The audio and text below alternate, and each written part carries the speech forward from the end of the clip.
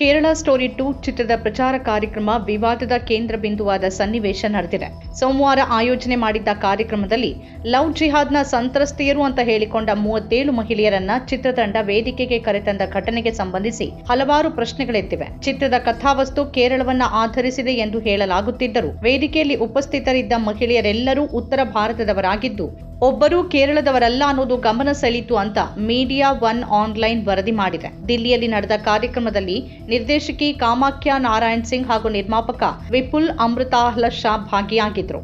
Love ಜಿಹಾದ್ ಕೇರಳದಲ್ಲಿ ಪ್ರಾರಂಭವಾಗಿ ದೇಶದ ವಿವಿಧ ಭಾಗಗಳಿಗೆ ವ್ಯಾಪಿಸಿದೆ ಮತ್ತು ಅದನ್ನೇ ಚಿತ್ರದಲ್ಲಿ ಪ್ರತಿಬಿಂಬಿಸಲಾಗಿದೆ ಅಂತ ಅವರು ಹೇಳಿದ್ರು. ವೇದಿಕೆಗೆ ಕರೆತರಲಾದ ಮಹಿಳೆಯರೇ ಅದರ ಸಂತ್ರಸ್ತೆಯರು ಅಂತ ಚಿತ್ರತಂಡ ಹೇಳಿಕೊಂಡಿದೆ. ಮಹಿಳೆಯರ ಮೂಲ, ಪ್ರಕರಣಗಳ ವಿವರ ಹಾಗೂ ಕೇರಳದ ಸಂಪರ್ಕ ಕುರಿತು ಪತ್ರಕರ್ತರು ಪ್ರಶ್ನೆ ಮಾಡಿದಾಗ ಚಿತ್ರತಂಡ ಆರಂಭದಲ್ಲಿ ಪ್ರತಿಕ್ರಿಯಿಸಲು ನಿರಾಕರಿಸಿತು. ಬಳಿಕ ಸ್ಪಷ್ಟನೆ ನೀಡಿದ ನಿರ್ದೇಶಕಿ ಕೇರಳದ ಸಂತ್ರಸ್ತೆಯರ ವಿಡಿಯೋಗಳು ಯೂಟ್ಯೂಬ್ನಲ್ಲಿ ಲಭ್ಯವಿದೆ ಅಂತ ತಿಳಿಸಿದ್ರು.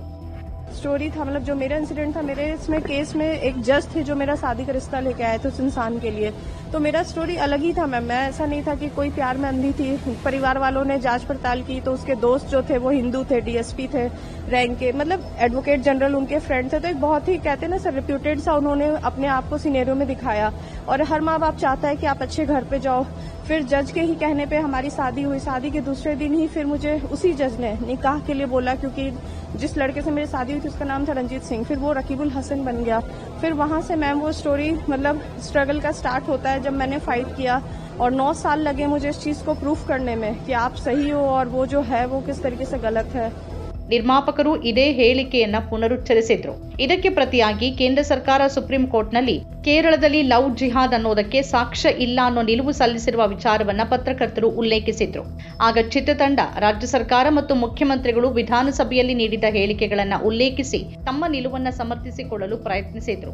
ಈ ಕುರಿತಂತೆ ಹೆಚ್ಚಿನ ಪ್ರಶ್ನೆಗಳು ಎದುರಾದಾಗ ಮತ್ತು ಸ್ಪಷ್ಟ ಉತ್ತರ ನೀಡೋಕೆ ಚಿತ್ರತಂಡಕ್ಕೆ ಕಷ್ಟವಾದ ಹಿನ್ನೆಲೆಯಲ್ಲಿ ಚಿತ್ರತಂಡದವರು ಕಾರ್ಯಕ್ರಮವನ್ನ ಮಧ್ಯದಲ್ಲೇ ತೊರೆದು ವೇದಿಕೆಯಿಂದ ನಿರ್ಗಮಿಸಿದ ಪ್ರಸಂಗ ನಡೆದಿದೆ.